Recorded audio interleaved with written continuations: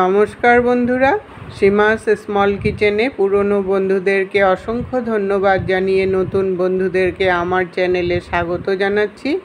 আজ আমি মাছের মাথা দিয়ে দুর্দান্ত স্বাদের একটা রেসিপি নিয়ে আসছি। আপনারা প্লিজ ভিডিওটা স্কিপ না করে দেখতে থাকুন আমি রেসিপিটি কী করে বানাই।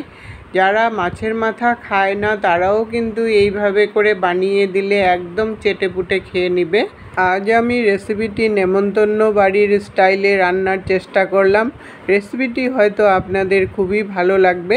ভালো লাগলে লাইক দিয়ে সবার সাথে শেয়ার করে দিবেন। আসুন আমার রেসিপিটি তাহলে দেখে নিই।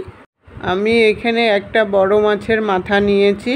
একটা মাছের মাথা আধা করা মাথাটা, আর মাথাটা ভালো করে ধুয়ে নুন আর হলুদ মাখিয়ে রেখেছিলাম আধা ঘন্টা আগে।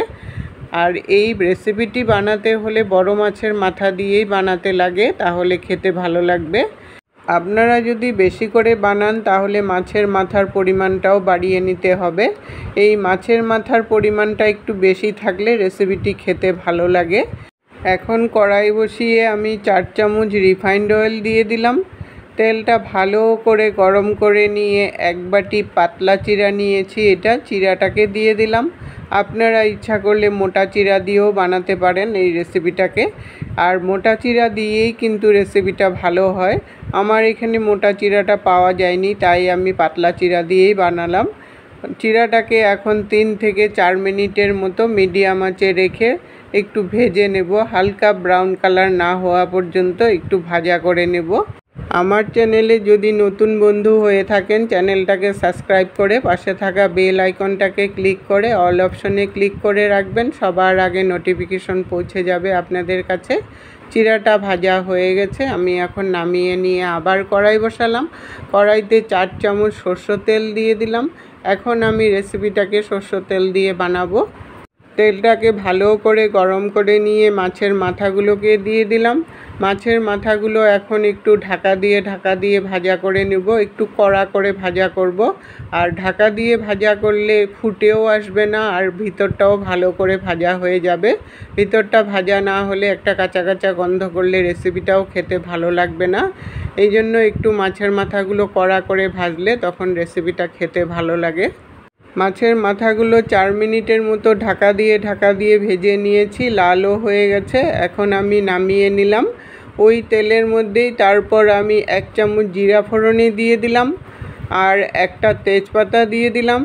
জিরা আর তেজপাতাটা একটু ভাজা করে নিয়ে তারপর এটার মধ্যে আমি 1 ইঞ্চি দারচিনি, 2টো লং আর 3টে এলাচ থেতো করে নিয়েছি, ওটাকে দিয়ে দিলাম। এই মশলাটা দেওয়ার জন্য সুন্দর একটা ফ্লেভার আসবে রেসিপিটার মধ্যে। এখন এটা ভাজা করে নিয়ে একটা বড় সাইজের পেঁয়াজ খুব কুচি করে নিয়েছি, ওই পেঁয়াজটাকে খুলে দিয়ে দিলাম, আর 3টা কাঁচা লঙ্কা দিয়ে দিলাম। ঝালটা অবশ্য আপনাদের টেস্ট অনুসারে দিতে পারবেন। পেঁয়াজটা কিছু সময় ভাজা করে নিয়ে যখন একটা সুন্দর ফ্লেভার চলে আসলো তখন এটার মধ্যে হাফ টিস্পুন হলদি পাউডার দিয়ে দিলাম, আর 1 চামচ জিরা, ধনে, শুকনো লঙ্কা মিক্সিতে পেস্ট করে নিয়েছি, ওই মশলাটাকে দিয়ে দিলাম 1 চামচ। তারপর সামান্য পরিমাণে জল দিয়ে এখন মশলাটাকে একটু কষিয়ে নেব যতক্ষণ না তেলটা উপরে চলে আসে। 2 মিনিটের মতো মশলাটাকে কষিয়ে নিয়ে তারপর half teaspoon Kashmiri chilli powder দিয়ে দিলাম। কাশ্মীরি চিলি পাউডারটা দিয়েও একটু সময় কষিয়ে নিলাম।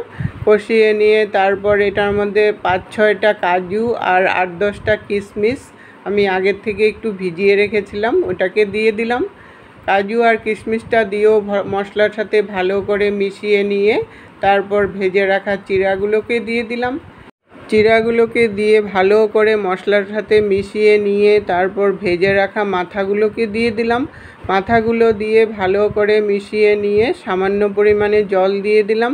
এই জলটা কিন্তু বেশি দিবেন না, বেশি দিলে ঝুরঝুরা হবে না, জিনিসটা শুকনো হবে না। জলটা দিয়ে স্বাদ অনুসারে নুন দিয়ে দিলাম। তারপর সামান্য পরিমাণে মিষ্টি দিয়ে দিলাম। একটু মিষ্টি হবে রেসিপিটা, তাহলে খেতে ভালো লাগে। নুন আর মিষ্টিটা দিয়ে ভালো করে মিশিয়ে নিয়ে আমি 2 মিনিটের জন্য ঢাকা দিয়ে দেব, তাহলে চিড়াগুলোও সিদ্ধ হয়ে যাবে ভালো করে। 2 মিনিট পরে ঢাকনাটাকে উঠিয়ে এখন চিড়াটাকে একটু সময় ভাজা করে নেব, কারণ একটু জল ভাব আছে, জল ভাবটাকে একটু শুকিয়ে নেব। আপনারা ইচ্ছা করলে এখানে ঘি আর গরম মশলাও দিতে পারেন। আমি ঘি আর গরম মশলাটা দিলাম না, কারণ এলাচ, দারচিনি, লবঙ্গ আগেই দেওয়া আছে, এই জন্য আর দিলাম না। এখন শুকিয়ে নিয়ে আমি নামিয়ে নিলাম। আজ আমি নেমন্তন্ন বাড়ির স্টাইলে মুড়ো ঘন্ট বানালাম। রেসিপিটা যদি ভালো লেগে থাকে লাইক দিয়ে সবার সাথে শেয়ার করে দিবেন। আজকের টিপস, ফ্রিজে মাছ রাখতে হলে হলুদ, নুন আর তেল মেখে মাছ রাখবেন, তাহলে খুব তাড়াতাড়ি খুলে যায়। এতক্ষণ সঙ্গে থেকে বহুমূল্য সময় দিয়ে ভিডিওটা দেখার জন্য অসংখ্য ধন্যবাদ বন্ধুরা। আবার দেখা হবে নতুন রেসিপির সাথে। সুস্থ থাকুন, ভালো থাকুন।